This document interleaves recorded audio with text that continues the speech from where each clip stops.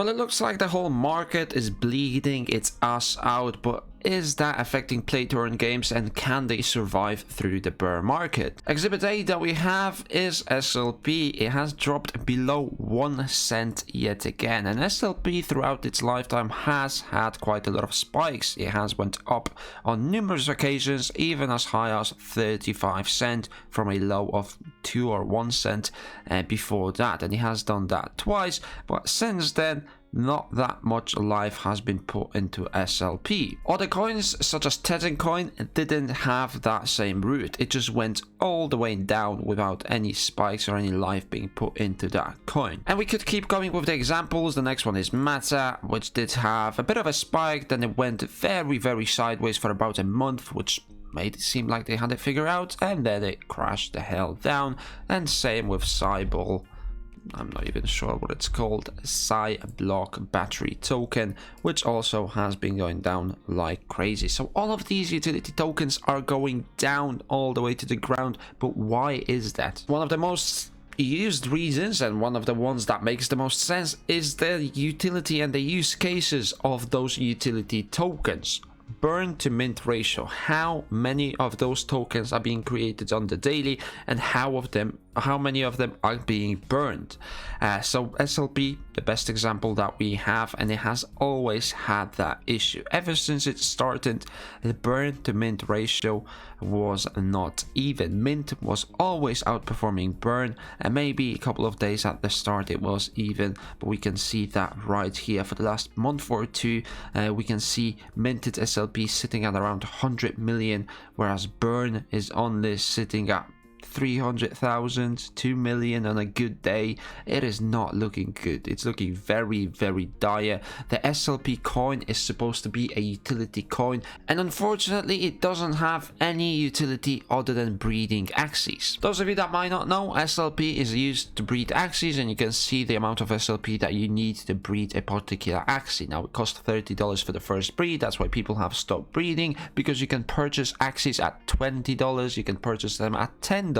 So it doesn't really make sense to be spending $30 to breed when you can just pick them up from the marketplace, and there are plenty of Axies to be picking up from the marketplace. So back when Axie was on the top, we could have seen 100,000, maybe 200,000 Axies being sold on the marketplace. Right now that number is sitting at 700,000 Axies, and if we look at all of the Axies that are being that are in circulation, it's going to be around 12 million. So out of those, actually it's 11,300,000. So out of that number, 700,000 are listed for sale, which might not seem like a lot, but it is quite a big number. And 11 million Axies can be put to use to be grinding that SLP, whereas the burn is never going to be getting close with the utility case that we have right now, which is only breeding. So that's the issue that all of these projects are facing.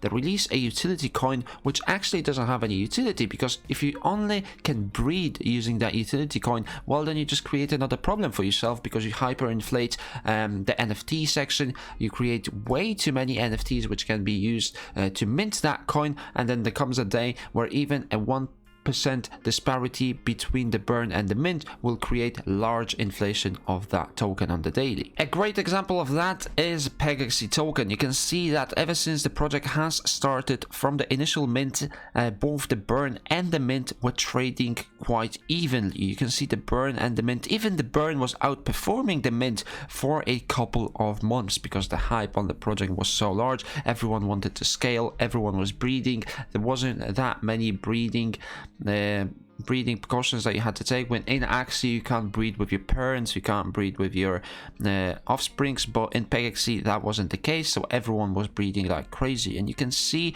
that the burn was higher than mint on some of these days. But then they had an event which created a mint of 130 million, and you can see that disparity, 50 million more minted than burned. And every 2 weeks when people were claiming their tokens, we have seen the mint outperforming the burn, and then it just started crashing as a lot more people were minting than they were burning. As the price starts going down, and then people get scared, they start selling, a lot more people start minting, not that many is going towards burn because people start believing less into that project, so they're not gonna breed. And you can see then a day like this comes when there's 80 million being minted and only 18 being burned. So even though they had high percentages of burn in those periods, they had above 90% of tokens being burned, you can see that there's still about 2 billion tokens in circulation, and that's why the price has gone down drastically. Since then, they tried to release a couple of top updates like fusing your Pegasus to create a burn mechanic, even I don't know, burning Pegasus. They had a lot of events which were voluntarily burning quite a lot of utility token, but unfortunately that still did not help the price. So what is the next step for Play to Earn games? What do they have to do when they come out into the blockchain NFT gaming space when it comes to balancing the economy and the utility tokens? Now, Slime Royale has decided to create an inflation control. Now, I'm not saying this project is in any means good. The gameplay is not that great to look at. I'm not promoting this project, but they have an idea here that could be useful for some of these projects. So the inflation control that they have is to have a hard cap for the NFTs that they release, and they also want to control the slime supply, which is the name for the NFTs that they have.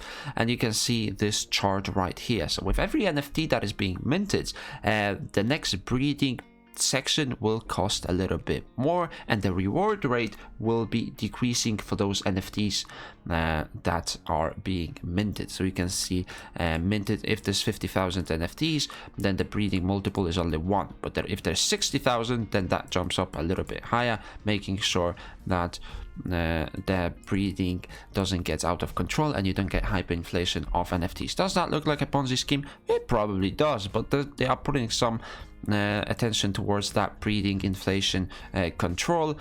Can you control it that way? We will have to see what they manage to do. Will that be a test? Maybe that's the next step that the projects will have to take. But releasing a project with 2 tokens, one of them only being used for breeding, that doesn't seem to work. We have seen that plenty of times with VIS, with SLP, with Tetin coin, with Mata.